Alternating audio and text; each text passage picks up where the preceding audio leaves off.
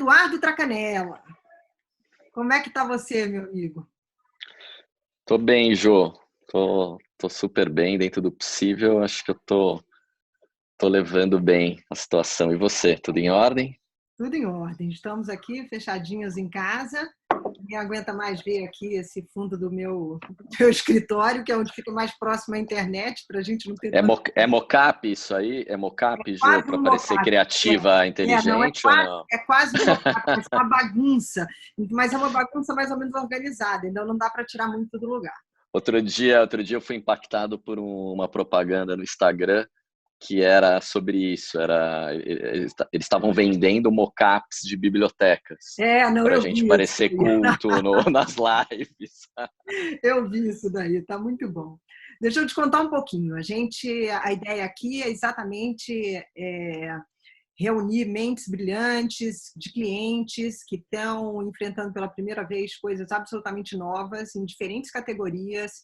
É, a sua categoria, inclusive, super interessante, porque e é muito louco isso, porque assim as reações são completamente diferentes, porque é um problema que afeta os negócios de forma muito diferente. Então, a ideia aqui é bater um papo e ver se a gente contribui sempre trazendo para a indústria da propaganda e marketing para a gente ver como que a gente contribui aí nessa reinvenção, porque afinal de contas acho que é uma oportunidade, todo mundo já viu isso, de se reinventar um pouquinho. Então essa é a ideia desse bate-papo, é um bate-papo mesmo, você bem sabe que eu não sou exatamente um entrevistador, então Perfeito. vamos começar. Daí eu, obviamente, te peguei Bora. aqui minha colinha, fiz aqui minhas perguntas para a gente, pelo menos, começar aqui um bate-papo. Eu tenho várias curiosidades sobre a história do Itaú, porque o Itaú, desde o começo da pandemia, é muito interessante, né? Porque desde o começo da pandemia se fala exatamente entre o que dá para fazer pela saúde e o que dá para fazer pela economia. E essa discussão segue aí. E eu acho que o Itaú foi o primeiro a focar exatamente nesses dois lados. O lado da Sim. saúde, com o projeto do Todos pela Saúde, e o lado da economia, que a gente pode falar depois. Porque, para começar, eu queria que você contasse um pouquinho. Afinal de contas, vocês fizeram um É. fundo, esse fundo é aberto e vocês começaram contribuindo com 1 bilhão, que é uma história, que é uma cifra nunca antes vista do lado filantrópico e tal. E aí Sim. conta um pouquinho desse Todos pela Saúde. Ô, Jô, acho que antes de entrar no Todos pela Saúde, eu queria te trazer um pouco como é que eu enxergo o desafio de uma marca nesse período que a gente está vivendo, tá? No fundo, eu acho que nunca foi tão fácil fazer o planejamento de uma marca como é nesse período. Tão fácil no sentido de determinar o foco, né? É o, No fundo que eu tenho conversado muito com as nossas agências e com o nosso time de marketing é que na minha visão o sucesso de uma marca nesse período a partir de ser top of mind na resposta a duas perguntas, e são só duas perguntas, né? Qual marca esteve ao lado do Brasil e dos brasileiros para mitigar, para minimizar, dentro do possível, os efeitos da pandemia, né? E qual marca ou empresa esteve ao lado dos seus clientes para apoiá-los a atravessar a crise econômica da melhor forma possível. Então, no fundo, eu acho que o desafio que a gente tem, enquanto gestor de marketing, de marcas, de comunicação, é conseguir trazer as nossas marcas para serem top of mind nessas respostas, né? E aí eu concordo muito com o que você trouxe no início aqui do nosso papo. Eu não vejo uma saída bem-sucedida para uma marca que só seja bem-sucedida na resposta a uma dessas perguntas, né? Eu acho que todos nós, pessoas físicas, pessoas jurídicas, a gente está sendo convidado a olhar para esses dois vetores com a mesma importância, né? Quando você cuida de uma marca líder, você de fato não tem como ter uma estratégia que seja manca, né? Ou seja, que só foque num lado em detrimento do outro ou vice-versa, né? Então, eu diria que para uma marca como Itaú e para uma empresa como Itaú, é obrigação atuar com força nesses dois desafios, né? E aí o Todos pela Saúde, Jô, ele surgiu a partir da idealização do conselho do banco, das famílias controladoras, fundadoras, e de fato ele é um projeto que tem como objetivo ser uma plataforma aberta, né? Então, o Itaú ele capitalizou, ele idealizou, ele colocou de pé e ele capitalizou, ele capitalizou com um bi, o Todos pela Saúde, mas esse movimento ele nasceu, esse projeto ele nasceu para ser agnóstico, para ser uma plataforma aberta e totalmente independente, né? Então, a gestão desse 1 bi, o destino que a gente vai dar para esse 1 bi, ele é totalmente decidido pelo grupo de médicos, né, pelo conselho aí diretor do Todos pela Saúde. Médicos, né? São bem democráticos. São médicos que atuam em diversos setores, todos muito experientes, e que decidem, né, de um jeito estratégico, que leva em consideração o impacto, legado e a urgência, né? Como é que a gente pode direcionar os recursos da melhor forma possível. E a estrutura do banco, Jô, e eu me incluo nela, a gente entra para aportar, assim, o banco já aportou o que ele tem de maior, que é 1 bi, e ele não se fez e não satisfeito, ele decidiu aportar também o que ele tem de melhor. Então, a nossa estrutura de back-office, de logística, de planejamento, de tecnologia e de marketing, por exemplo, está totalmente disponível para ajudar o Todos pela Saúde a se desenvolver, né? E aqui tem um desafio muito interessante, porque ele se dá em duas dimensões, né? Uma delas é como a gente no marketing pode atuar para deixar a marca Todos pela Saúde forte. E é muito louco, a gente faz pesquisas aqui de pulso e já 40% dos brasileiros afirmam conhecer o Todos pela Saúde, o que é muito rápido, né? Principalmente para esse momento. E a importância disso é que essa marca forte, ela se torna atrativa para novas parcerias, ou seja, pessoas físicas que gostariam de doar para projetos que possam mitigar os efeitos da pandemia, ou empresas, na medida que você tem uma marca forte, que faz uma gestão profissional e adequada dos recursos, as pessoas e empresas, a gente quer que direcionem os recursos para potencializar o impacto que a gente pode gerar, né? Então, é um desafio super interessante. E para falar que você é super... Bom, o banco sempre foi, serviço, né? E sempre foi super consumer-centric, total, assim. Então, Sim. eu sei bem disso. E aí, tanto o Todos pela Saúde, né? Quando fez o clipe com a Ivete, e com o... Era a Ivete E o Alok. Você diz as lives que a gente teve presente? Várias lives sobre a máscara, o uso das máscaras. Acho que tem isso é um serviço falando da parte de saúde, né? E do Todos pela Saúde, que não foi anunciado, assim, foi mais uma parte de PR. Exatamente. E na parte de economia, que era onde eu ia entrar, aí sim, essa parte de ser consumer-centric tem feito uma coisa que tem chamado muita atenção, porque realmente eu acho que vocês conseguiram fazer me diga se eu estiver errado, mas se eu estiver errada, mas a sensação que eu tenho é que vocês conseguiram fazer essa diferença de você conseguir chegar do outro lado, né? Olha, vamos ver como é que a gente vai fazer essa travessia até ser uma marca companheira de como é que a gente vai fazer essa travessia até o outro lado da marca, Sim. te dando produtos muito específicos e que me parecem ter sido desenvolvidos especificamente para esse momento, para diferentes áreas. O que eu penso, Jô, em relação à nossa profissão, em relação a esse momento, é que tudo que a gente não deve fazer sempre, se a gente fizer agora, é a morte, né? Que é a gente tentar ser oportunista, né? A gente tentar ser marqueteiro, né?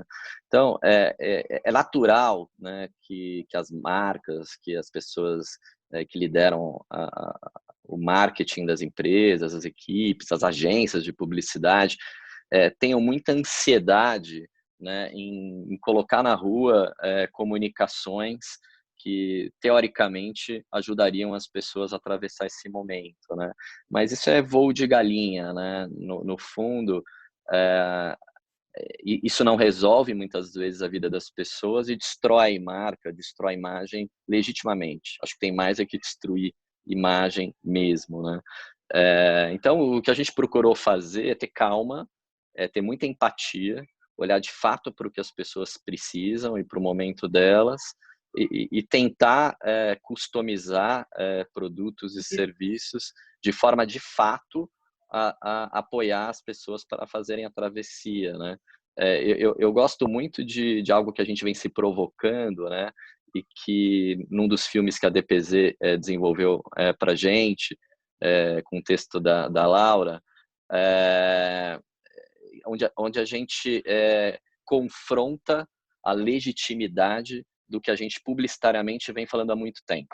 Então, o que a gente diz ali é que o que a gente está fazendo pelos consumidores, pelos clientes nesse momento, não é mais do que a nossa obrigação, porque por outros motivos é a hora da gente reafirmar o que a gente publicitariamente fala há tanto tempo. Ou seja, é mais do que nunca, eu preciso mostrar que eu sou feito para as pessoas, né? É a Que eu sou verdade, né? feito para os clientes. É aquele bom e velho walk the Walk talk, the talk. que sempre é importante, que sempre é fundamental e que no mundo que a gente vive em rede, ele é determinante, mas, cara, que nesse momento de crise, seja motivada pela pandemia, seja por consequência dessa crise econômica brutal, isso é fundamental, né? É fundamental para manter uma conexão e das pessoas com as marcas.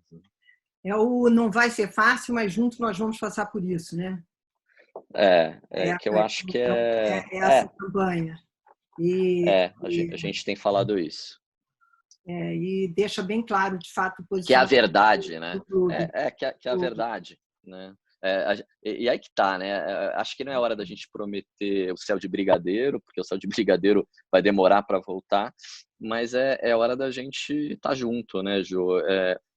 O que eu tenho falado muito e pensado muito sobre, tenho até ensaiado escrever algumas coisas sobre isso, pretendo arrumar tempo para isso, é muito louco, né? A gente, Você falou que teoricamente, tem nunca, mais no tempo. início, lá atrás, É, quando a gente é, não estava gravando, você falou que você nunca trabalhou tanto na sua vida. mas eu acho que a gente tem menos tempo, Jô, por dois motivos. Primeiro, porque a nossa expectativa era ter mais, e não tem como ter mais tempo do que o tempo que a gente já tem. E segundo, porque hoje a gente concilia uma agenda louca de trabalho, que é potencializada pelo home office, né? A gente, teoricamente, tem mais...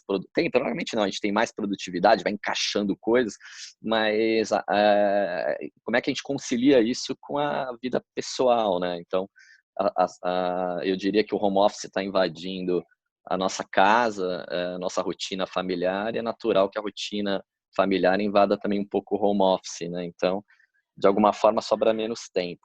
Mas o ponto que eu queria te trazer, né, e que eu acho que é Você quer escrever importante, sobre isso? Vamos lá. é, não, eu tenho pensado muito sobre isso, né? Que eu durante muito tempo, Jô, muito tempo, vai nos últimos anos, talvez nos últimos 2 anos, eu tenho questionado muito a nossa profissão, né? E tenho questionado muito ela sobre a ótica de achar que ela se transformou em algo que continua sendo divertido, acho que é menos divertido do que já foi, na verdade, por todo o tecnicismo que hoje de alguma forma mitiga essa diversão toda, mas eu acho que a nossa profissão acabou se tornando uma profissão irrelevante, acabou se transformando em uma profissão mundana, né?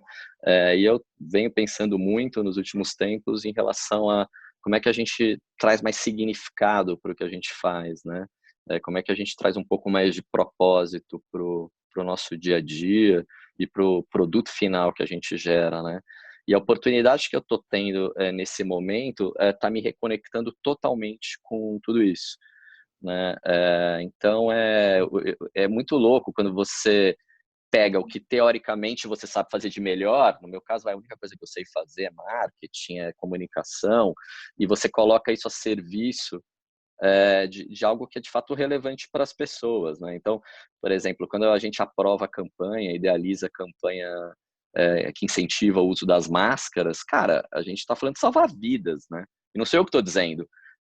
Quem me passou o briefing está dizendo, que são médicos, né? O Drauzio fala que usar máscara é a única vacina disponível hoje para combater o Covid-19. Então, cara, você poder fazer marketing, publicidade a serviço disso, começa a trazer para mim um pensamento diferente. Fala, porra, tem como a gente fazer o que a gente faz bem fazendo bem, né? E Eu acho que acho aqui que a tem uma gente se avenida de afastou, aprendizado espetacular, né, Ju? a gente se afastou um pouquinho, tem um momento que você se afasta para você virar um pouquinho mais consumidor também. E nesse Sim. momento, você percebe tanto o quanto você pode, de fato, colaborar, e aí entra vários sentidos, no sentido de como é que você faz isso dentro da sua empresa, com os funcionários, como é que você faz isso para ajudar a tua Isso. família, que tipo de que você consome, que você não consome, por que você consome, que tipo de responsabilidade social. É, Então tem uma série de é, coisas em que você se vê numa outra posição. sim, Inclusive fisicamente você está numa outra posição, né? é Agora, isso.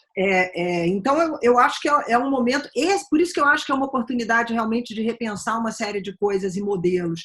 Agora, ao É, mesmo tempo, eu fico muito animada de ser de propaganda e marketing, porque, na verdade, é, a sensação que eu tenho é exatamente essa. Essa sensação que você teve, eu acho que muita gente está tendo, tem muita gente sim. misturando departamentos e fazendo clusters diferentes para ouvir pessoas diferentes. Então, aquilo tudo que a gente falava lá atrás, que deveria acontecer É, em relação a gente ser mais coletivo, ouvir melhor, ouvir mais, ter mais diversidade, realmente a diversidade fazer diferença, é, estar em outros lugares, aconteceu. Então, isso já concordo muda. 100%. E você que é um consumer lover e vive de serviço, eu acho que o que vocês fizeram, voltando ao marketing, ao que vocês fizeram lá no Itaú, que você fez, essa coisa de criar e falar quase que o one-to-one como solução para cada um dos seus consumidores, e vários se encaixam, né, naqueles, você está falando desde o cara que tem uma microempresa, até o cara que ficou desempregado, até o cara que precisa de microcrédito, até o cara que... E assim vai. Eu acho que o resultado foi muito bom. Eu vi na Exame que vocês ficaram em primeiro lugar como a marca mais lembrada, como isso agora, essa semana, como que vai É, ajudar o atuando. consumidor, que é É, exatamente isso, atuando junto ao é, consumidor para ajudar é. nesse momento de crise. E eu acho, Jô, até quando eu olho para o resultado dessa pesquisa que saiu, e ela está em consonância com as pesquisas que a gente faz, né? A gente tem um pulso diário olhando para isso. Eu acho que é muito resultado dessa combinação que eu falei no início, né?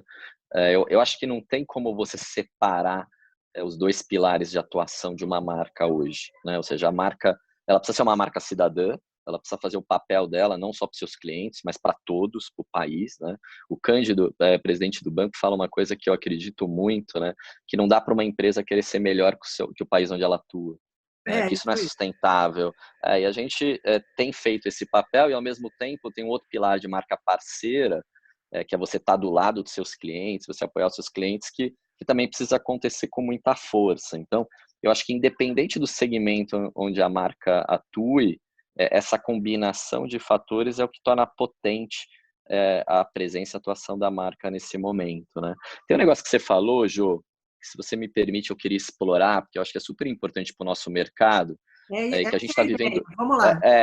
e que a gente está vivendo muito no Itaú, olhando para dentro da companhia mesmo, que é uma aceleração de cultura muito grande, né? Tem uma série de coisas, como você bem colocou, né, que a gente sempre achou que poderia ser legal, que a gente sempre quis ir na direção, mas que por uma série de circunstâncias, né, ligadas a um dia a dia frenético, ligadas ao medo do novo, ao medo da Medo de mudança, a gente errar, nunca, né?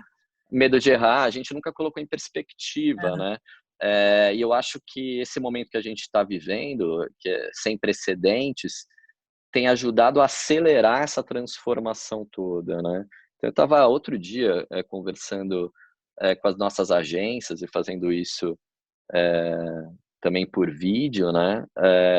E falando, gente, imagine essa situação, olha, a gente resolveu rápido essa situação de um jeito objetivo e provavelmente a gente teria, se não fosse esse momento que a gente está vivendo, a gente teria feito isso numa sala de reunião lá no Itaú, nesse mesmo final do dia, ou seja, teria sido super traumático para vocês se deslocarem até lá, né?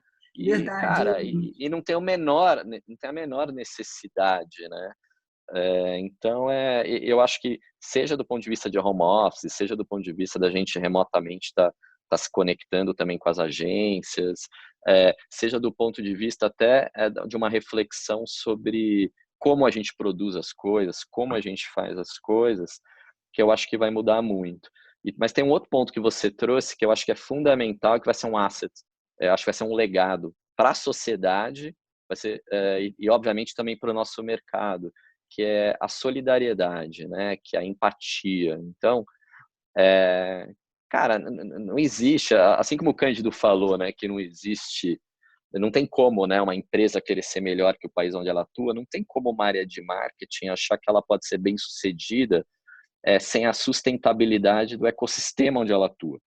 Né? Então, é super importante a gente parar para pensar o que está acontecendo com as agências, com os veículos, com as produtoras.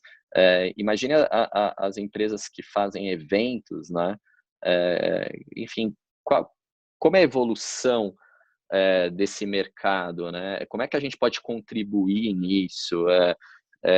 Eu não estou falando de dinheiro aqui, tá? Eu estou falando de, cara, estendendo a mão, ajudando a identificar caminhos, né? Repensando o jeito como a gente faz as coisas. Então, cara, é um momento sem igual também para a gente ambicionar ter um legado cultural potente, né? Que mude as coisas. É que eu acho que a gente tem duas coisas muito interessantes aí. O primeiro é que esse momento permitiu, e eu vi isso também de outras pessoas também, você está mais, é como se fosse assim, eu tenho license to kill e tenho license e o licença para errar, né? É, Como você é, está num período extremamente experimental, no sentido de, se eu estou aqui fazendo uma live com você, se der tudo errado, é o que temos. Então, assim, vamos tentar fazer um exato. momento e tudo bem. Eu te peço desculpa e falo, olha, Traca, a gente vai ter que fazer um outro momento, porque bichou aqui a internet. Então, assim, essa licença para errar, ela deixa a gente menos amedrontado, né? E eu acho que Sem dúvida, o menos sem dúvida. amedrontado, para a criatividade, ela é muito importante, porque senão você não testa, né? Você não adquire uma É, série e sem testar e sem experimentar, você não muda, né? Comportamento. é, Muita gente está tendo que experimentar. Eu até estava falando é isso. nessa mudança do consumidor, né? Que foi obrigada a fazer.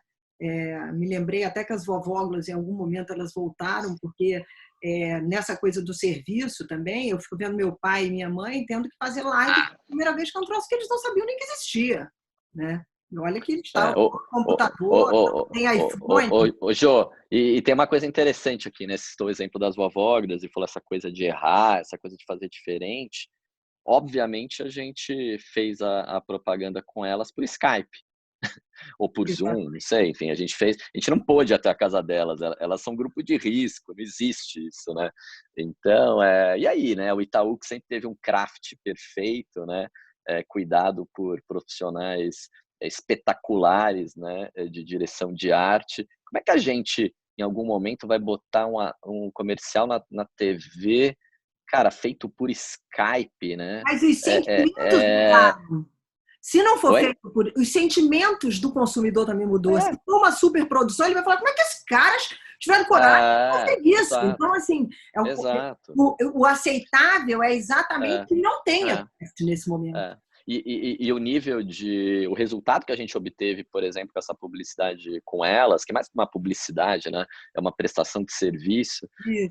foi talvez, sei lá, foi um dos maiores que a gente obteve nesse período de pandemia e crise, eu acho que muito por conta da empatia, né? É um pouco a publicidade. O mundo está passando por isso, tá? O problema é que eu acho que a publicidade tirando um pouco a maquiagem, sabe? Tirando um pouco, se desvencilhando um pouco de coisas que são menos importantes, para focar na mensagem, né? Para focar no conteúdo que precisa ser passado, né?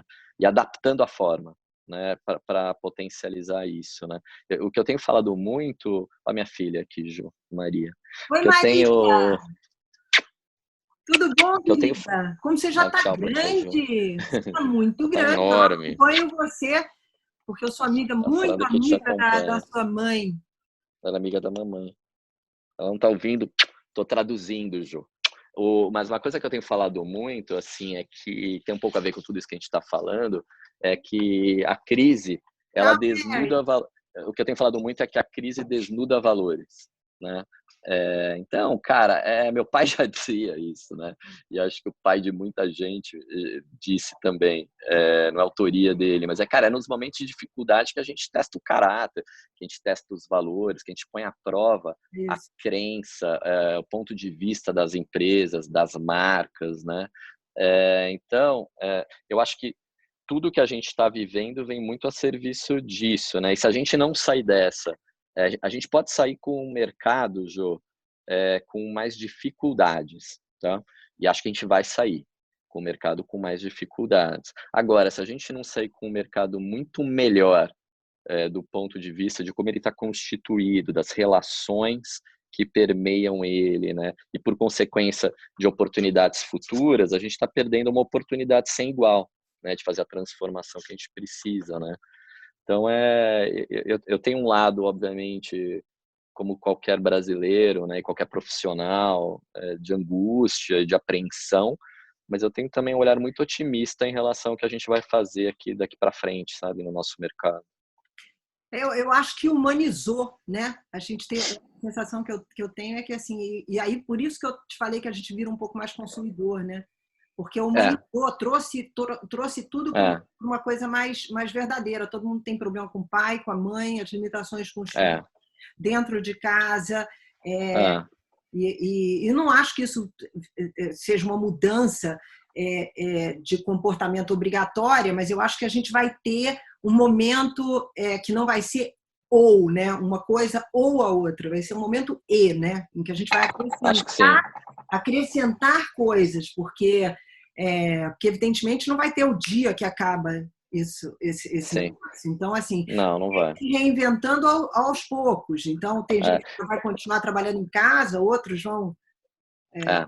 Tem Eu tava ontem vendo. Eu tava com a Lu ontem assistindo um documentário é, com a Michelle Obama, não sei se você já viu, é o sobre livro, ela, né? Eu né? li o livro. Da turnê do livro, a É turnê do livro, né? E tinha uma situação, foi ontem, por isso que eu tô te contando. A gente estava sentado no sofá aqui, vendo, e aí tem uma hora que ela tá na livraria, não sei exatamente aonde, mas ela tá assinando o livro dela, e tem uma fila enorme de pessoas, né? E ela é super simpática, super simples, aberta. Então as pessoas iam, abraçavam ela, apertavam, quando ela estava numa mesa, né? Ela ia, dava a mão para as pessoas, e aí a Lu virou para mim e falou: Meu, quando será que isso vai acontecer de novo, né? De você ficar, cara, abraçando, cumprimentando pessoas que você não conhece, né? O perdigoto era Então, aceitável, né? Agora ele não é mais. Virou um ele não é negócio. mais. Então, Jô, eu acho, cara, que você, por exemplo, enquanto criativa, né? E acho que toda a criatividade, de certa forma, eu acho que nunca mais vai ser a mesma. O que eu tô querendo dizer, assim, é que ela vai mudar. Eu acho que ela vai para um outro caminho que cara, que é maravilhoso da gente trilhar, né? Eu acho que é um novo caminho, mas eu acho que aquilo que a gente sempre fala, né, que a criatividade ela precisa ter uma dose enorme de empatia, e a gente vem falando disso é, Ela vive mais isso, né? recentemente. Pelo E menos eu na acho que propaganda e no marketing. Ela tem e que ter daqui o para entendimento da frente tua necessidade. Para é, entender essa é, necessidade, você tem que entender é, a sociedade. tem. E daqui para frente, eu acho que, de novo, esse é um acelerador de mudança, porque isso vai ser condição, assim, determinante, né? Eu acho que o marketing das empresas vai precisar se reinventar numa velocidade muito grande, né? E, por consequência, todo o processo de comunicação, de construção de marca, também. Na verdade, a mudança, a gente está vivendo uma crise urgente, e eu acho que as mudanças, elas são urgentes também, para a gente acompanhar esse processo. Senão ela vai passar igual um tsunami pelas áreas de marketing, pelas agências de publicidade, e a gente vai se tornar absolutamente desconectado com a realidade. Mas algumas coisas, para mim, acho que ficam claras, inclusive nesse resultado que teve do Itaú aparecendo e na coisa dos serviços muito específicos. É preciso tá absolutamente, isso é óbvio, o walk the talk, que você já tinha falado, e de fato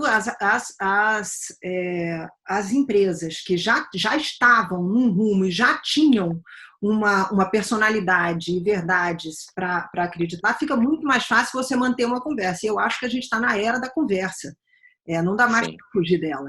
E para você ter conversa, você tem que ter um papo interessante. Para você ter um papo interessante, você tem que ter o que dizer. E tem que ser verdade, porque senão seu papo fica vazio.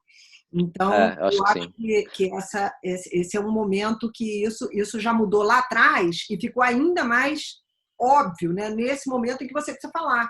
E que você não pode se apropriar de um discurso que não era seu, por exemplo, porque aí cai naquela história dos... Todas as pessoas estão querendo que as marcas façam coisas, mas elas não querem que as marcas se aproveitem do momento para falar coisas que não são suas verdades, né? E tem um ponto aqui, Jô, que é fundamental, que é essa construção toda, essa vulnerabilidade toda e, ao mesmo tempo, essa oportunidade, é de dentro para fora, né? Não sei se você acompanhou, mas me impactou muito positivamente a maneira como a Airbnb conduziu um processo de busca por eficiência na companhia, né? Eles acabaram tendo de desligar muita gente globalmente. Eu li a carta, maravilhosa. Então, mas a carta é inspiradora, né? Ou seja, um processo de relação transparente, né? Ninguém tem dúvida da dificuldade que a gente vai passar. Ninguém tem dúvida de que as empresas vão passar por momentos de desafio, e os clientes, os consumidores, idem, né? O país está vivendo isso, o mundo está vivendo isso. E a maneira como você se conecta, como você conversa sobre isso faz toda a diferença, né? A Airbnb tinha tudo para destruir imagem, né? Demitir pessoas nesse momento, e ela construiu imagem. As pessoas, mesmo pessoas que foram desligadas, viraram embaixadoras da marca, né? Então, entenderam. Mas aonde eu quero chegar, Ju? Você lembra que eu falei de dois pilares que me parecem fundamentais de construção de imagem e de marca nesse momento, que é a marca cidadã e a marca parceira?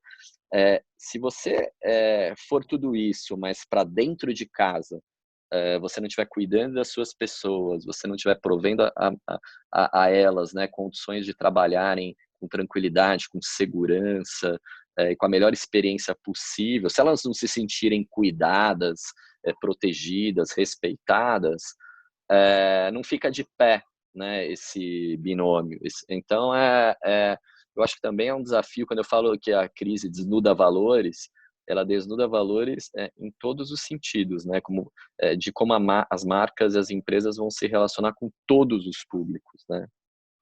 Você já me contou um pouquinho que você estava assistindo o Michele, e eu estou também super envolvida agora porque eu estou assistindo o The Last Dance do Michael Jordan, que também tem uma série de coisas interessantes, não sei se você já viu. E, bom, você é um cara de negócio, mas também sei que você é um cara muito ligado às artes e tal. Então, eu queria... Me conta um pouquinho o que você anda lendo, o que você anda vendo, além do Michele. Nesse período, você está conseguindo ler alguma coisa, porque, pelo visto, a situação está... Ô, Jô, na verdade, eu sou eu amo ler, né? Eu leio muito e eu carreguei o meu Kindle de intenções vindo para cá, para minha quarentena e para ser muito honesto, eu não li nada. Eu não li nada porque eu não estou conseguindo. Eu tô sem tempo. Ou eu tô trabalhando, ou eu tô pensando, ou eu tô cuidando, com filhos pequenos, né? Então eu não consegui ler. Mas eu, na minha terapia, eu tenho falado muito sobre isso e o conselho que ela tem me dado, enfim, a conclusão que a gente tem chegado junto e que eu queria dividir com as pessoas é: não se imponha KPIs ou tarefas que não necessariamente você vai conseguir cumprir, porque você não merece isso, né? Porque é o que eu falei, né? A falsa a gente tem uma falsa impressão, uma falsa convicção, muitas vezes, que a gente tem mais tempo, cara, e isso não é verdade, né? Então eu tenho o meu Kindle tem ficado renegado aqui. Agora eu tenho devorado muitos filmes, muitas séries aqui, né? Porque quando tudo acaba, né, 10 da noite, 11 da noite, aí a gente precisa dar uma despressurizada e eu e a Lu, a gente tem visto muita coisa, né? Eu gostei muito dessa, não sei se é uma série, né, um Ela é assim, documentário porque são alguns episódios. do Bulls e do Jordan. Eu achei espetacular. Foi uma das coisas que mais me impressionou recentemente, né? Porque ele não aparenta ser o que ele é, né? E eu acho que traz muitas lições, cara, de liderança, de posicionamento de marca, né? É muito interessante É, como tudo isso acontece, né? Eu refleti muito sobre legado, sobre, sabe, resiliência, sobre busca por performance, treino, né? Propósito. Então, eu acho que é um conteúdo bem interessante, né? Que mistura entretenimento com aprendizados bem subliminares, mas profundos, né? eu adoro biografia e eu adoro documentário, justamente porque eu adoro o que não foi contado, né? Não a história, Sim. o, Você o, chegou a ver um documentário do Bill Gates, tem na Netflix? Você chegou a de, ver? de Que eu opa, acho que eu acho também que é super interessante, mesma né? Porque coisa, tem tudo que você falar de biografia, de documentário, é, não tem nada que eu goste mais.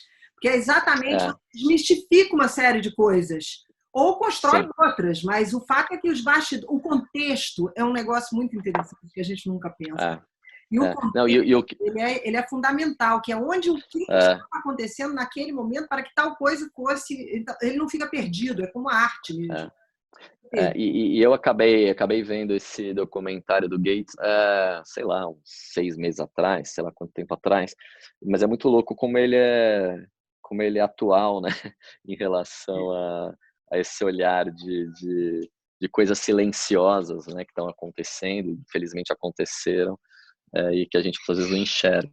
Só quem apareceu aqui agora, Você ó, está apareceu sem mais tempo, um deve aqui ser agora, ó. Ei, Ele, o Joey, tem um negócio que é o que Antônio está com que idade? o Antônio, ele tá. Peraí, filho.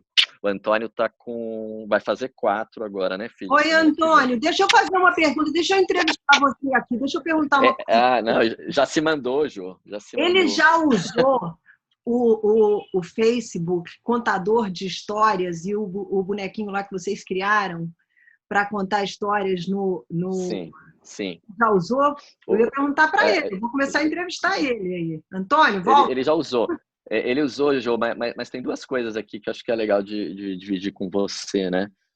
Uma delas que a gente acabou não falando sobre isso, mas eu acho que tem um papel também das marcas, eu não diria que é o papel fundamental, tá? Que é a prioridade, mas eu acho que também tem uma responsabilidade, muitas vezes, da gente ajudar as pessoas, apoiar as pessoas, ou inspirar as pessoas a fazerem um bom uso do tempo que lhes resta, né? Então, no fundo, a gente potencializou muito o efeito da nossa campanha do Leia para uma Criança nesse momento, Isso. né? Então, onde pais e filhos estão muitas vezes isolados numa quarentena e sem ter o que fazer em alguns momentos e a leitura se torna algo super valioso, né? Então, Então, de novo, é, serviço e uma coisa que vocês já faziam, né? Então, assim, então, e aí que eu ia chegar, assim, não necessariamente estou falando aqui de criar coisas novas, né, mas é de reconectar as pessoas, né, em relação a coisas que você já fazia num contexto diferente, né. Então, acho que isso tem sido também uma experiência muito valiosa para a gente, né. E outro ponto é que o Antônio estava aqui, né, e é impressionante a aversão, né, que essas novas gerações, e olha, eu estou falando de uma criança quatro. que vai completar daqui a uma semana 4 anos só, mas existe uma aversão à publicidade, né, aversão, por quê, né? Porque a publicidade, de alguma forma, ela invade o território deles, né, sem pedir permissão, né, e sendo algo irrelevante e que interrompe muitas vezes a jornada deles, né? Então, o que eu quero dizer com isso é que a gente falou muito do momento atual, né? A gente falou muito da crise, das oportunidades e desafios que a gente tem, mas quando eu olho para a nossa indústria, se a gente não tiver muito atento a essa nova geração que está chegando, tudo que a gente faz hoje vai se tornar absolutamente irrelevante, né, para eles. Outro dia eu estava com o Antônio, a gente estava jogando, estava no iPad jogando um joguinho, e de repente invadiu uma propaganda de uma corretora de investimentos, né, para uma criança de 4 anos, assim, né. Óbvio, vai te dizer: "Nossa, mas o pai estava junto, e você que é o target". Cara, mas o consumidor primário não sou eu, né. Então, assim, a relação afetiva, vamos dizer assim, ou desafetiva, entre aspas, que essa criança está criando com propaganda, né, é terrível, né. Então tem uma beleza aí da gente observar e tentar entender como as crianças e como as novas gerações de fato lidam com o que a gente faz, né. Ao mesmo tempo, eu vejo a Anitta com 12, né? Vai fazer 13, e você tem hoje, você entra dentro de um game para assistir um show, você tem Perfeito. você tem todos os product placements dentro da Netflix, que uma empresa ad-free, mas não brand-free, né? Então, está tudo dentro Então, acho que está em outros lugares. Isso me leva a uma outra pergunta que eu acho que talvez você me ajude aí. Onde vão estar as pessoas criativas? Em que indústria você acha? Vamos fazer um pouquinho de futurologia aqui. Futurologia. Eu sei que esse não é o melhor momento, embora muita gente esteja fazendo, mas vamos experimentar aqui para ouvir você. Onde vão estar essas pessoas que estão vindo, que são tão criativas? Em que indústrias? É, em que lugares? E como elas vão estar dentro dessas indústrias, você acha? Olha, Ju, eu ousaria dizer, né, que a gente vai ter, ao longo do tempo, um embaralhamento, assim, sabe, de talentos, de expertises e eu acho que o próprio conceito de criatividade, ele tende a mudar muito, né? Por isso que eu falei as pessoas mais criativas, não necessariamente as pessoas de criação, né? Não, eu entendi e acho que eu posso começar por aí, tá? Porque durante muito tempo construiu-se a imagem, né, do predestinado criativo, né? Como se uma pessoa fosse resolver todos os problemas a partir da sua criatividade cósmica, né? Mas o ponto é que eu acredito que cada vez mais a criatividade vai ser resultado de um trabalho colaborativo e complementar, né? Por isso que eu estou falando desse embaralhamento, né? Eu vejo, por exemplo, uma área de marketing daqui para frente constituída talvez por 80 pessoas, 80% de pessoas não de marketing, né? Das mais diversas atividades, com as mais diversas formações, né? E a criatividade vai se dar muito a partir do esforço coletivo e muitas vezes a partir de grupos de pessoas que não necessariamente há um tempo atrás a gente olharia dessa forma, né? Seriam pessoas que nem ousariam, né, trazer uma solução ou provocar uma companhia com alguma solução pseudo criativa, né? E acho que o grande desafio que a gente vai ter daqui para frente, né, é de compatibilizar o volume enorme de informações e de dados que a gente tem com a capacidade de gerar insight, né? Porque muito se fala que o maior valor, né, das empresas daqui para frente é a informação, mas eu truco isso, né? Eu acho que o maior valor para as empresas continuará sendo o insight, a partir das informações, Claro, né? porque Senão elas não valem para nada. esse é o pulo do gato, né? Porque todo mundo tem as É, informações, mas quem consegue dar o pulo é, do gato, né? A gente fala é, sempre isso. Quem faz esse trick? é, Todas as que todo mundo está procurando, é, os é. mais treinados para fazer isso e conseguir É, estabelecer é, uma conexão com o consumidor, né? Baseado, é, obviamente, enquanto mais conhecimento você tem, mais você tem possibilidade de conseguir fazer dar esse salto, né? eu De acho que sim. forma eficiente. E tem um ponto, Jô, que é o dito test and learn, né, e etc., tentativa e erro. Eu acho que, no fundo, se eu fosse trazer a minha visão sobre isso, ela é uma visão mais simplória, sabe? Ela é uma visão mais... ela é mais simples de se entender e de se pegar, né? Eu entendo que, no fundo, o insight, o bom insight, ele é aquela pedra preciosa que não necessariamente está no primeiro layer, né? Muitas vezes você precisa ir escavando, escavando, escavando, né? E até chegar nela.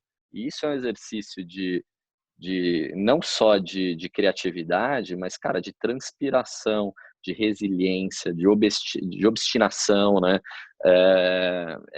Eu acho que muitas vezes a gente encara o processo criativo como algo linear, né? Como algo Técnico, racional, né? mas eu acho que ele é uma surpresa, né? Assim, ele é, e a gente precisa estar pronto. Por que que eu quero dizer? O que eu quero dizer com isso? É que cada vez mais a gente investe em metodologias de trabalho que tem como objetivo trazer mais eficiência, né? Mas, por outro lado, lidar com o imponderável, né? Lidar com o surpreendente, lidar com, com, com a beleza do caos também, é algo que vai ser importante para não tornar o processo criativo tão linear, né?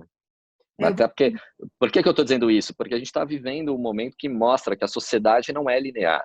Enfim, a gente foi... Quem é que no início de 2019 poderia imaginar, de 2020, poderia imaginar que a gente estaria nesse momento agora, né?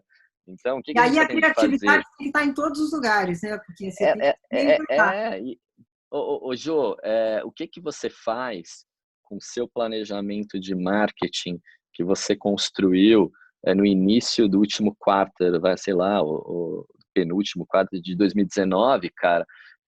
Você vai morrer abraçado com ele ou Não, você vai rasgar ele e começar tudo de novo?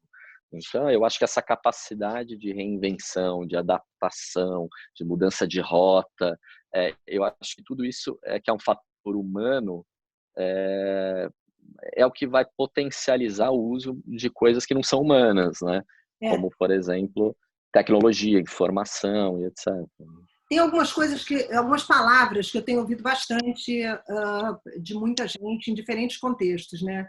A gente está falando de flexibilização, de adaptação, de colaboração e de aceleração. E aí, essas eu tenho ouvido bastante. E aí, você falou um negócio na contramão de muita coisa que eu tenho escutado. E que, para a gente que tem fé, que o insight, que a ideia, que é mais bem, que leva um pouco mais de tempo para ser feita e para ser concebida, de fato diferencia e faz uma diferença grande na comunicação, a gente acredita que os tempos são diferentes. Tem o tempo da urgência, mas tem também o tempo daquilo que você precisa investir tempo para pensar melhor e fazer uma coisa que de fato seja diferenciada. Então, todo mundo entende que é o momento da urgência, que tem uma série de coisas que são óbvias, briefings óbvios de que precisam ser feitos nesse momento. E assim são feitos e de fato, aí precisa celeridade. Porém, tem também alguns squads que têm que estar ali se preparando para o futuro e que esses, como você falou, e eu sou totalmente temente a isso, precisam de um pouco mais de tempo e tal. Então, é um momento em que talvez essas duas coisas, de novo, é o e não o em vez de, né? Eu acho, Ju, se você fazer uma analogia aqui, vou ensaiar isso. Eu acho, cara, que a urgência faz você ganhar tempo, né? E a busca pelo melhor insight, pela melhor ideia, faz você ganhar o jogo. E acho que são coisas diferentes. Então, você está na rua, você está com muita fome, você não tem tempo. Você entra no delivery, come um fast food, teoricamente você resolveu o seu problema. Você vai fazer isso todo dia? Você não vai fazer todo dia. Então, eu acho que lidar com a urgência, a partir dessa ótica de que você precisa ganhar tempo para ganhar o jogo, me parece ser uma dinâmica mais equilibrada e mais sustentável, né? Então, meu ponto de fato, as coisas são urgentes. Eu estou vivendo isso agora. Eu estava te falando do meu trabalho pro bono, do Todos pela Saúde. Cara, é urgente. Não tem como eu ficar esperando.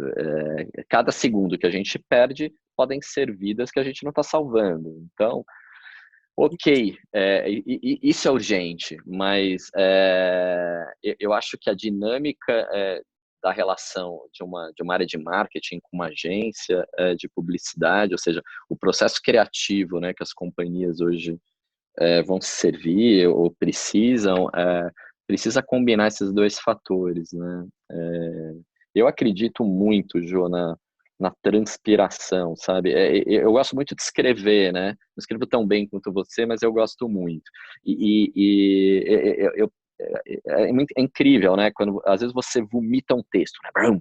E ele é espetacular, ele Já nasceu li de um vários, primeiro vários insight. textos. Mas depois, cara, toda vez que você vai lendo ele, né? Você vai penteando ele, você vai percebendo cara, tem um jeito diferente de você chegar, muitas vezes até no início do insight que você teve, né? Então, de novo, eu uso aquele exemplo, né? De você pode se contentar com a primeira pedra preciosa da sua escavação, ou você pode ambicionar chegar na maior delas, né? Na mais valiosa delas. Mas isso exige tempo, exige transpiração, exige resiliência, exige mimimi de menos, né? Ajuda, trabalho colaborativo, né? Eu acredito nisso. Isso. E aí, assim, pergunta que é super clichê, mas que todo mundo tem curiosidade. O que você mais sente falta nesse momento? Que assim, que não dá para fazer. Nesse momento que você diz, esse momento. Esse momento em que a gente não pode sair, em que às vezes são coisas bestas. Eu já ouvi cada resposta, mas assim, a julgar pelo que aconteceu ontem, a resposta eles abriram, né? Voltaram a abrir lá na França, e as pessoas correram para as lojas de luxo, lotaram a Zara, e aí perguntaram para uma das consumidoras, né, se ela estava precisando daquela roupa, né, se ela precisava ir lá fazer compras e tal, não sei o que. Ela falou assim: não, eu não precisava da roupa, mas eu precisava fazer compras, eu precisava ver, eu precisava ir em algum lugar que não fosse o supermercado. Não, eu vou te dizer, eu acho que eu vou meio na contramão, mas eu vou te explicar. Eu vou te falar duas coisas, tá? O que eu sinto falta e o que eu tenho medo. O que eu sinto falta hoje, Jô, por incrível que pareça, é dos meus filhos. E por que isso, né? Porque quando a gente está na rotina, né, de trabalho, É a tão gente se perto e tão acostuma. longe, né? Cara, a gente se acostuma com uma dinâmica que é quase um escudo, que é o quê? Você fala, tchau, filho, o papai tá indo trabalhar, né?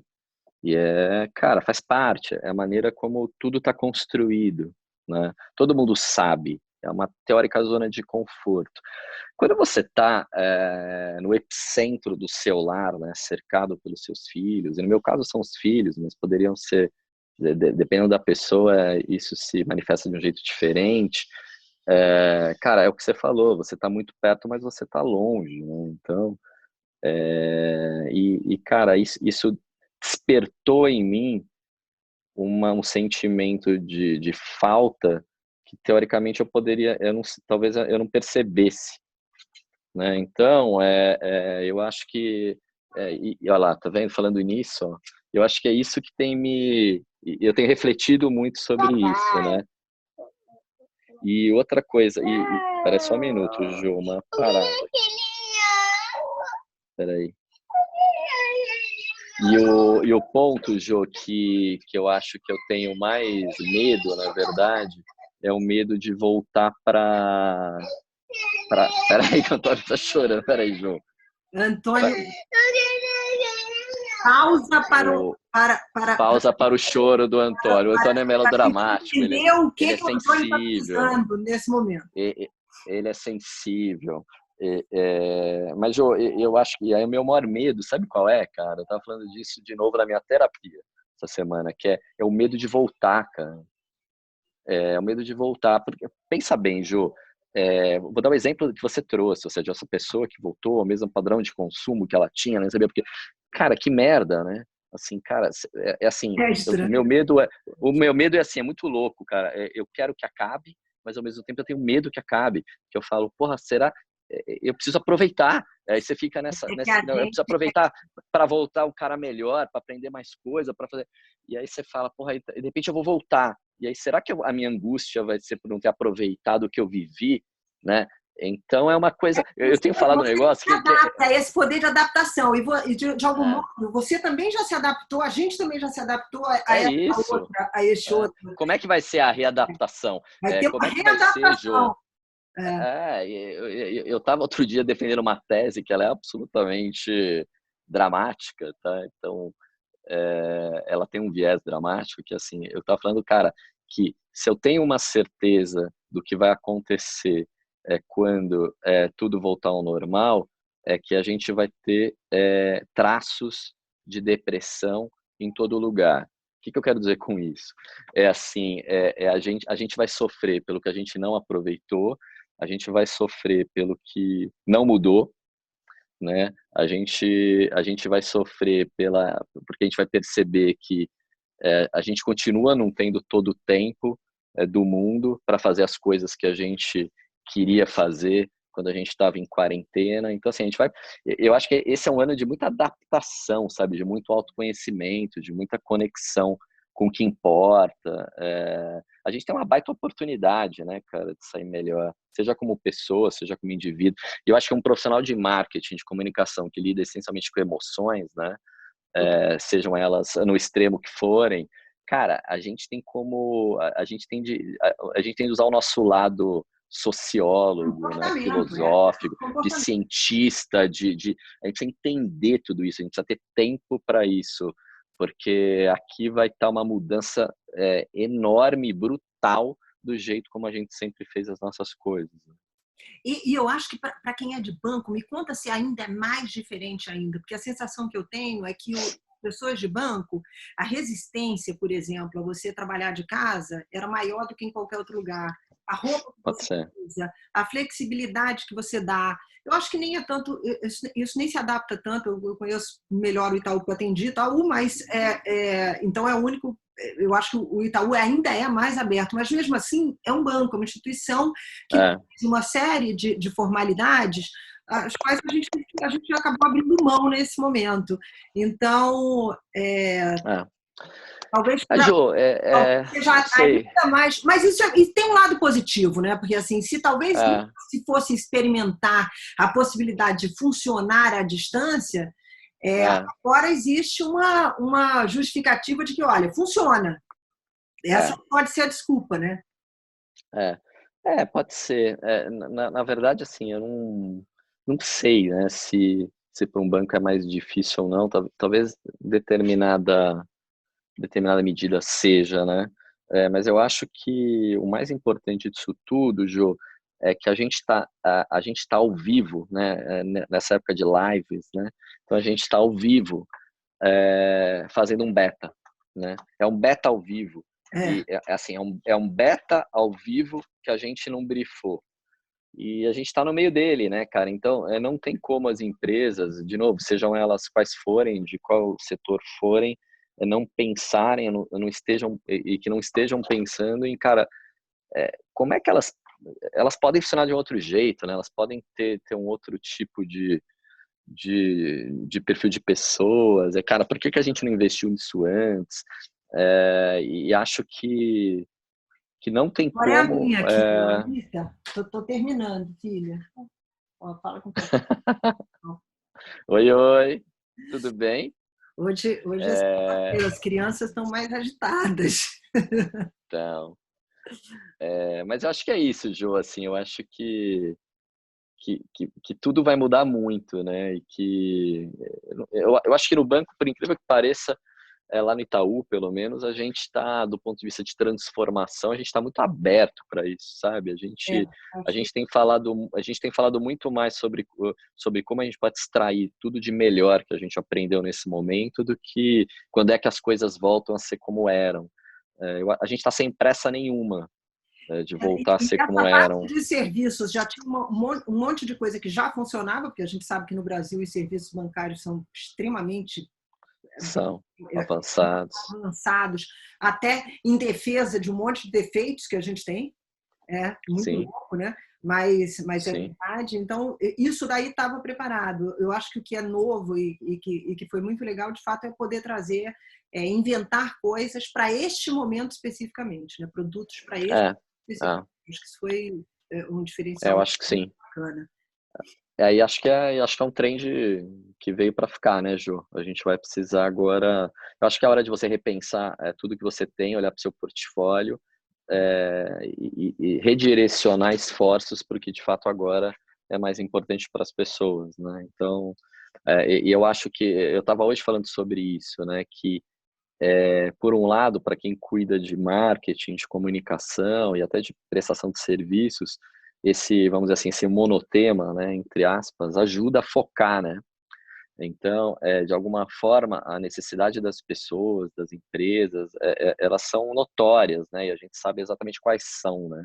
Isso faz com que você seja mais efetivo, né? Você foque mais e com isso você consegue atribuir valor mais rápido e com mais força, né? Muito bom, Edu. Foi uma delícia, foi ótimo. A gente poderia ficar mais horas aqui, mas o Antônio já está Eu que reclamando agradeço. aqui. E queria mandar um beijo, manda um beijo para Maria, para o Antônio e para a Lu.